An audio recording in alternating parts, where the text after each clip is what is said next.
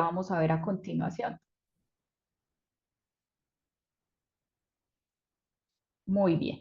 Vamos con la segunda prueba. La segunda prueba es el reto de volumen tidal. Esta es una prueba que se utiliza en pacientes que están ventilados, pero que están ventilados con un volumen tidal bajo. Y lo que esta prueba va a evaluar es la variabilidad de la presión de pulso. Entonces, miren cómo la limitante de la variabilidad de presión de pulso evaluada por sí sola la vamos a poder utilizar haciendo esta prueba.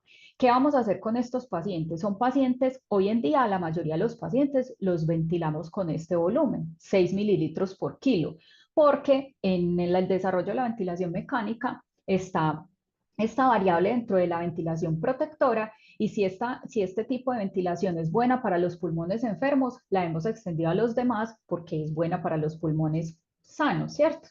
Obviamente esto sería motivo pues de otra charla completa. Pero entonces los pacientes que tenemos una ventilación con volúmenes tidal menores de 8 sería una limitante para evaluar la variabilidad de presión de pulso por sí sola. Pero entonces, ¿qué vamos a hacer en esta prueba? Vamos a hacer un aumento durante un minuto del volumen tidal de 6 a 8 mililitros por kilo de peso ideal. Esto ya ha sido evaluado por seguridad y realmente esto no representa para los pacientes un riesgo porque solo lo vamos a dejar un minuto. Y como todas las pruebas que hacemos en el ventilador, vamos a contar el tiempo. Entonces, ¿qué es lo que vamos a evaluar? Vamos a evaluar el cambio de la variabilidad de la presión de pulso. En esta gráfica de la derecha, lo que les estoy mostrando es la variabilidad de la presión de pulso con 6, o sea, 6 mililitros por kilo. Y miren cómo cambia de bastante cuando vamos a 8 mililitros por kilo. Hay un cambio de más del 20, del más de 0,2 de área bajo la curva. Esta prueba entonces la vamos a evaluar. Si hacemos el cambio durante un minuto, al final de ese minuto debemos ver un cambio de 3,5 unidades en la variabilidad de la presión de pulso. ¿Qué quiere decir esto? Se los traigo en este cuadro resumido de este estudio publicado en el 2017. Miren cómo si un paciente está ventilado ya con 8 mililitros por kilo, deberíamos ver un cambio de 11,5 unidades en la variabilidad de presión de pulso para decir que es respondedor a volumen con una sensibilidad muy baja, aunque con una especificidad muy buena. Pero si hacemos el cambio fisiológico que voy a inducir en el paciente al cambiar el volumen de 6 a 8, lo que voy a hacer es esa simulación de reto de volumen, el aumento del volumen sistólico, y lo que voy a evaluar es este cambio de 3,5 con una sensibilidad del 94% y una especificidad del 100%. Miren que es una prueba muy buena, muy fácil de hacer, no necesito ninguna cosa compleja, no necesito un monitor diferente que la línea arterial y tener activada la opción de variabilidad de presión de pulso. Esto en términos prácticos, ¿qué quiere decir? Yo tengo un paciente en cirugía que le están haciendo una cirugía abdominal. Ese paciente yo sospecho que tiene hipovolemia y quiero saber si ese paciente realmente responde a volumen antes de infundirle 500, 1000 o 2000 como muchas veces hacemos. Lo tengo ventilado con 6, lo subo a ventilación de 8. Si el paciente tenía una variabilidad de presión de pulso de 7 inicialmente y al final del minuto del cambio de este volumen tidal, esto cambia a 10,5, puedo decir que la prueba es positiva y que el paciente es respondedor a volumen con esta sensibilidad y esta especificidad que es muy buena.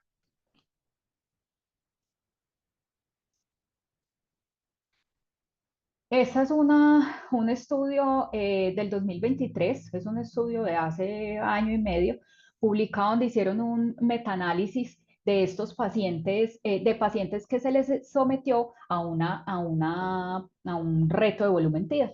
Lo que hicieron fue conseguir 10 estudios, al final quedaron 429 pacientes después de todo el proceso que hicieron y lo que encontraron, miren acá, el área bajo la curva 0,96 realmente es muy buena. Así que el reto volumen tidal es confiable para predecir una respuesta a volumen. ¿Qué es bueno también de esta prueba? Fácil de hacer, asequible, no necesita un equipo especial, no está influenciada por la baja distensibilidad pulmonar. O sea que esto lo puedo utilizar inclusive en pacientes que tienen patologías pulmonares que les disminuyen la distensibilidad, el SRA, pacientes con fibrosis pulmonar, pacientes con neumonías intersticiales. Lo que sí hay que tener en cuenta es que esos pacientes, para poder evaluar la prueba, no deben tener respiración espontánea. Esta es otra de las pruebas que les traía y es la variación del diámetro de la vena cava inferior. Esta variable es una variable también fácil de hacer, solo necesitamos el ecógrafo y lo mismo de todas las medidas ecográficas. Tener habilidad para obtener estas mediciones y saberlas obtener bien, porque con esas medidas pues vamos a tomar decisiones sobre los pacientes, ¿cierto? Esta sería la fórmula con la que calcularíamos pues el cambio de la distensibilidad de la vena cava y lo que buscaríamos es que haya un cambio del 13% en inspiración y en expiración para poder decir si el paciente puede tener una respuesta a volumen. A pesar de que esta prueba está validada y es una prueba buena, fácil de hacer, poco costosa, porque hoy en día casi todos tenemos un eco a la mano, realmente no es como la prueba de las 6 que les estoy presentando, no es como la prueba pues que más peso tiene, pero es una prueba que podemos utilizar, tal como les decía al principio, en la combinación de las pruebas, es una herramienta más. Otra de las pruebas es la maniobra del suspiro. Esta es una prueba que se está validando en el grupo del doctor Messina en Italia y es una prueba que hasta ahora están saliendo los primeros estudios. Esta publicación es del 2019 y están teóricamente por publicar otra, un estudio, unos resultados subsecuentes y esta prueba se llama la prueba de la maniobra del suspiro. ¿Qué se hace con estos pacientes? Estos son pacientes que están ventilados pero tienen la ventaja de que la podemos realizar en pacientes que están en presión soporte. O sea, en estos pacientes que ya se van mejorando, lo podemos hacer en pacientes que están en recuperación, que están intubados, pero que están en recuperación y toleran un modo espontáneo. Este grupo que está haciendo para evaluar esta prueba, lo que hacen es que evalúan a los pacientes, acá está el resumen del protocolo que utilizan, y es que ellos toman a los pacientes en una línea de base y luego le van a programar unos suspiros al ventilador que son subsecuentes de 2.5 segundos, 2.5 segundos. Y lo que vamos a ver es que hay un cambio en la presión arterial sistólica, ¿sí? Y lo que vamos a ver es que los pacientes que son respondedores a volumen, en cuanto van pasando los suspiros, miren cómo los triangulitos señalan cada uno de los suspiros, la presión arterial sistólica va a tener una disminución significativa del 35% en descenso, ¿sí? Eso es lo que busca, esto es lo que busca esta prueba, como les digo, de las que les estoy presentando, esta es pues como la más novedosa, la que está en estudio, pero tiene la ventaja que lo podemos utilizar en pacientes que tengan respiraciones espontáneas y toleren el modo de presión soporte. La prueba de oclusión al final de la aspiración también es una prueba muy fácil de hacer, solo necesitamos el ventilador y el monitor y acá lo que vamos a hacer es que nos vamos a valer de una oclusión al final de la aspiración por 15 segundos. Vamos a hacer una pausa aspiratoria de 15 segundos y nos vamos a valer de esas interacciones corazón-pulmón que estamos hablando, que les estoy hablando hace ya varios minutos. Entonces, ¿qué es lo que hago? Al hacer esa oclusión, lo que busco es que haya un aumento transitorio del retorno venoso y de la precarga y voy a evitar la disminución del volumen sistólico que se generaría apenas empiece el siguiente ciclo respiratorio. ¿Cómo evalúo esta prueba? Si al final de la oclusión de 15 segundos había un aumento en el volumen sistólico o el gasto cardíaco durante este tiempo. ¿Qué pasa con esta prueba? Es fácil de hacer porque es un paciente ventilado, pero miren que les estoy hablando de que vamos a evaluar para la positividad volumen sistólico, gasto cardíaco, o sea que necesito un monitor de gasto cardíaco. La prueba es muy buena, pero sí necesita una monitoría adicional. Acá está este metaanálisis que incluyó 3 estudios, 530 pacientes en total, y miren que el área bajo la curva combinada es de 0,91 con una sensibilidad de 85 y una especificidad de 88% específicamente para esta prueba evaluada para poder detectar la respuesta a volumen. ¿Qué vamos a evaluar? Que haya un aumento del índice cardíaco del 5% y eso nos dará la prueba como que hay predicción de respuesta a volumen. Esta prueba no se afecta por el volumen TIAL que el paciente tenga programado y tampoco se afecta por el nivel de PIB que el paciente tenga programado. También se ha validado hacer un test de oclusión al final de la aspiración con la misma maniobra de pausa aspiratoria de 15 segundos, evaluando el índice de perfusión y buscando que haya un aumento del índice de perfusión del 35%. Esa herramienta la podemos buscar en la parte donde está la pulsoximetría. Los monitores también traen esta herramienta, que está bastante validada también. Contra esta prueba, muy buena, fácil de hacer, pero sí necesita gasto cardíaco continuo. El PIP test o prueba de PIP, ¿qué busca? Al haber un cambio de PIP, ahorita lo hablábamos con un cambio de volumen. Cuando yo aumento el PIP, pues también tengo estos cambios fisiológicos intratorácicos, aumento la presión transpulmonar, voy a aumentar la PVC, disminuye la precarga cardíaca y aumenta la poscarga del ventrículo derecho. Y aquí voy a evaluar si hay una respuesta a fluido con un cambio en el gasto cardíaco. En este caso, entonces, ¿qué vamos a hacer en esta prueba? La prueba ha sido escrita de esta manera. Tengo un paciente con una PIP de 10, voy a hacer durante solo un minuto una disminución del 50% de la PIP, voy a poner el paciente con PIP de 5 y al minuto voy a volver al paciente al PIP mayor de 10%. Pasa lo mismo que con las pacientes de la prueba del test de volumen tidal. Se ha evaluado la seguridad de estos pacientes al hacer este cambio de PIP y como es transitorio durante un tiempo tan corto, realmente los pacientes no se afecta la reclutabilidad, la oxigenación ni la estabilidad.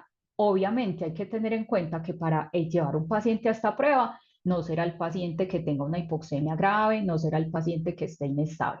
¿Cómo evalúo si esta prueba es positiva? Aquí se los tengo. Evalúo si el índice cardíaco aumenta un 9%, esto sería con un área bajo la curva de 94%, 85% de sensibilidad, 98% de especificidad, o si hay una disminución del 1% de la variabilidad de presión de pulso, con un área bajo la curva más baja, 81, ¿cierto? Pero tampoco es despreciable poderlo usar si no tengo la herramienta del gasto cardíaco continuo, porque este es el contra esta prueba. Necesito gasto cardíaco continuo. Si lo tengo, pues magnífico y lo puedo usar. Acá entonces está el resumen de las 6 pruebas que acabamos de hablar y está el valor del punto de corte de cada una de estas pruebas, ¿sí? Miren cómo entonces tenemos muchas herramientas en las que podemos tener opciones. Ecografía, ecocardiografía, medición del BTI. Si puedo hacer una medición del BTI antes y después de infusión de líquidos, o mejor aún para no ponerle volumen al paciente, antes y después de elevación pasiva de las piernas, o ecografía para medir distensibilidad de la vena cava. Las pruebas de interacción, las pruebas que no necesitan que el paciente le haga una prueba especial, variación de la variabilidad de la presión de pulso, con los límites que ya hablamos hace un momento, las pruebas que puedo hacer con maniobras en el ventilador y las pruebas que necesitan definitivamente una medición de gasto cardíaco continuo. Para concluir entonces, después de haberles mostrado estas pruebas, hay que evaluar la respuesta a volumen antes de administrar fluidos. Miren que hay pruebas para todos los gustos, pruebas para todos los pacientes. Hay maniobras que podemos utilizar en los pacientes ventilados, como estas 6 últimas de las que hablamos, pero hay otras que no necesitan que el paciente esté ventilado y hay proyectos de pacientes ventilados, pero en modos espontáneos, como el de la maniobra del suspiro. Definitivamente hay que individualizar la administración de fluidos, ¿cierto? Todos los pacientes son diferentes y todas las situaciones son diferentes. Y hay pruebas para todos los escenarios. ¿Qué es importante? Saber que estas pruebas existen, saber qué alcance tienen y tener más claro que esas 2 primeras, que las pruebas tienen unas limitaciones para saber a qué pacientes se las podemos hacer y a cuáles no. Saber que hay sistemas de monitoría invasiva y no invasiva. Podríamos hacer una charla completa de la monitoría no invasiva y de sistemas que incluso tenemos ahora que predicen hipotensión, pero no era el tema pues de la charla de hoy. Y tener muy claro que según la prueba que vayamos a utilizar, pues ella va a tener un punto de corte específico para determinar si el paciente sí responde a volumen o no. Les traigo esta reflexión final y es una campaña que tiene la Sociedad Americana y la Sociedad Europea de Cuidado Intensivo para cada vez hacer un cuidado de los pacientes más individualizado. Y es que No hay una talla que le sirva a todo el mundo.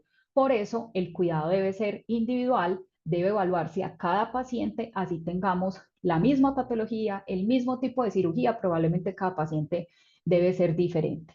Y para finalizar, los invito al Congreso Internacional de Medicina Crítica y Cuidado Intensivo. Nosotros en la Asociación de Cuidado Intensivo, la AMSI, tenemos el Congreso Nacional. Esta vez será internacional porque nos acompañan varias sociedades internacionales. Va a ser acá en Medellín, están todos invitados, pueden ir a nuestras redes para que se afilien, para que hagan parte de este evento que realmente va a estar muy bueno. Los esperamos en mayo en Plaza Mayor. Muchas gracias por su invitación y quedo atenta si tienen alguna pregunta. Práctica, muchísimas gracias por la excelente presentación, creo que muy completa, muy al lugar, pues. Yo pienso y comparto muchas de las ideas que mencionaste. Creo que los líquidos venosos hay que verlos como un medicamento más, ¿cierto? Hay que tener mucho juicio y ser muy expedito pues en la dosificación o en la sobredosificación.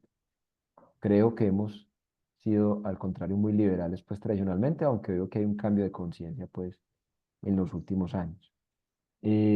Siempre he tenido una duda, a mí el tema me apasiona mucho y lo estudio desde que empecé pues con dedicarme al cuidado intensivo, eh, pero siempre llego como, siempre me queda una arista suelta y es el siguiente, tenemos que tener gasto cardíaco, sí o sí, ¿cierto? O sea, eso es como No, la limitante o no es necesario.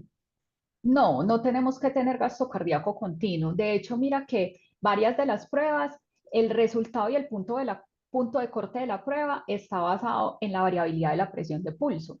Y Ujú, casi todos los monitores, por no decir que todos los monitores que tienen monitoría invasiva de la presión arterial, tienen esta herramienta. Muchas ujú. veces hay que ir al monitor a activarla porque a veces no aparece como en la pantalla cuando el monitor está prendido, sino que uno tiene que ir allá, meterse, buscar por otras configuraciones y evaluarlo. Pero mira, Juanmi, que hay metaanálisis ya de pruebas con variabilidad de presión de pulso. Por ejemplo, el reto de volumen tidal, ese se evalúa variabilidad de presión de pulso. Entonces, Ok. cada vez vamos más a monitoría que nos facilite el uso y las decisiones en el día a día, independientemente del lugar que estemos. Porque en nuestras UCIs, por ejemplo, donde estamos tú y yo tengo 14 pacientes, pero los 14 pacientes no tienen monitoría de gasto cardíaco. Y en todas las UCIs pasa lo mismo, acá y en cualquier parte del mundo, porque mira que estos son los estudios de los profes que Ujú. estudian este tema y que están en los grandes centros en Europa. La preocupación es buscar pruebas que sean fidedignas, que nos den una información real, en tiempo real del paciente, pero que no nos exijan precisamente la monitoría del gasto cardíaco, porque eso siempre ha sido una dificultad. Sí, claro. Por aquí nos preguntan en el chat, ¿cuál prueba se utiliza en un paciente ventilado, en ventilación espontánea no intubado? De todas las que mencionaste, ¿cuál crees que es como la más adecuada? Bueno, aquí podríamos utilizar la medición del BTI. Podemos hacer medición del BTI tanto con una prueba de líquidos o si lo que queremos es evitar la infusión de líquidos, elevación pasiva de las piernas y medición de BTI antes y después. Podemos medir también la distensibilidad de la vena cava y buscar ese 13% de cambio en inspiración y expiración. El resto de las pruebas que les acabo de mostrar, como utilizan las interacciones corazón-pulmón, sí necesitan los pacientes estar ventilados. Ok, ok. ¿Qué lugar crees que va a seguir tomando en qué lugar van a quedar las medidas estáticas? O sea, la PVC y la presión de oxígeno de la arteria pulmonar. Pues a todas estas, ¿te mandan a botar todos los traductores o las debemos seguir utilizando? Quiero escuchar. No, las debemos seguir utilizando, pero no como pruebas de respuesta a volumen. Esa es la respuesta. O De sea, yo acuerdo. no puedo decir un paciente tiene una PVC de 6 si es que necesita volumen. No, no porque eso es una variable estática. Lo que necesitamos son variables dinámicas. Mira que les mostré definitivamente, o sea, la variabilidad de presión de pulso, si la comparo con la PVC o con la presión de oclusión de la arteria pulmonar, el área bajo la curva de la variabilidad de la presión de pulso está muy por encima. Entonces, si hay que seguirlas usando, la PVC es una herramienta tremendamente valiosa, pero en otros escenarios, no para respuesta a volumen. Súper, muy bien. Te transmito otra pregunta. En el test con PIP se requiere medición de gasto cardíaco. ¿Cuál forma de medición está válida para este fin? ¿Pudiera ser termodilución o se puede hacer midiendo con eco transesofágica? La prueba original, la que les presenté, fue diseñada con medición invasiva del gasto cardíaco. Se hizo con termodilución transpulmonar, pero se puede hacer medición de gasto cardíaco por cualquier método. Incluso esta prueba específicamente no necesita el gasto cardíaco continuo, porque yo podría hacer una medición antes del cambio y después del minuto que hago el cambio del PIB. Perfecto, muy bien, muy claro. No sé si alguien más dentro de los participantes tenga alguna pregunta, me la hace a través del chat y yo la transmito con mucho gusto.